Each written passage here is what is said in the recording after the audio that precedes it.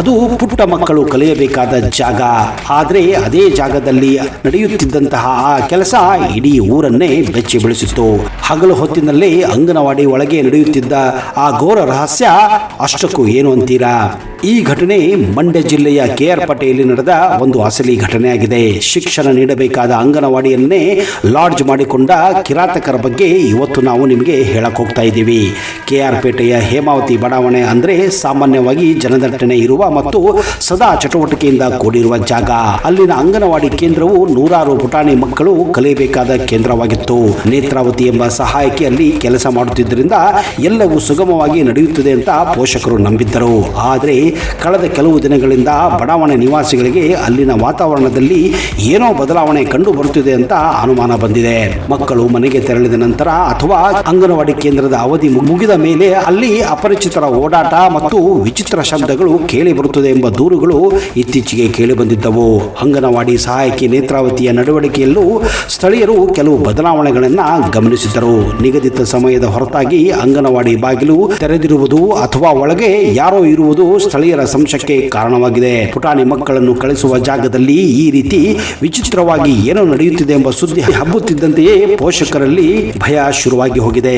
ಅದು ಯಾವುದೋ ಅನೈತಿಕ ಚಟುವಟಿಕೆಯೋ ಅಥವಾ ಇನ್ಯಾವುದೋ ಕಾನೂನು ಬಾಹಿರ ಕೆಲಸವೆಂಬ ಗೊಂದಲ ಅವರಲ್ಲಿ ಕಾಡಲು ಆರಂಭಿಸಿತ್ತು.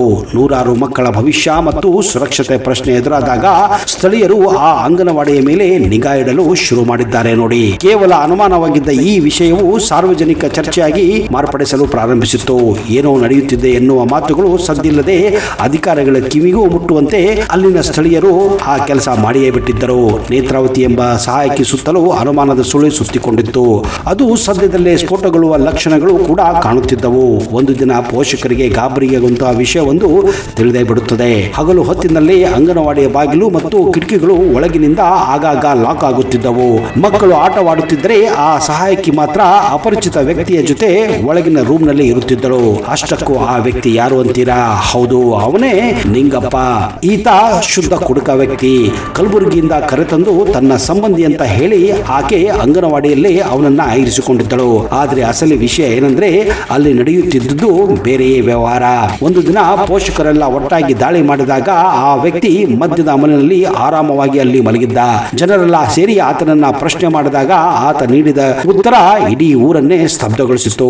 ಹೌದು, ಆಕೆಯೊಂದಿಗೆ ನನಗೆ ಅಫೇರ್ ಇದೆ, ಅಷ್ಟೇ ಯಾಕೆ, ನಾವಿಬ್ಬರು ಶಾಲೆಯ ಬಾಗಿಲನ್ನ ಹಾಕಿಕೊಂಡು ಒಂದು ರೂಮಿನಲ್ಲಿ ನಮ್ಮ ಕೆಲಸವನ್ನ ಮಾಡುತ್ತೇವೆ ಅಂತ ನೇರವಾಗಿ ಹೇಳೇ ಬಿಟ್ಟಿದ್ದ.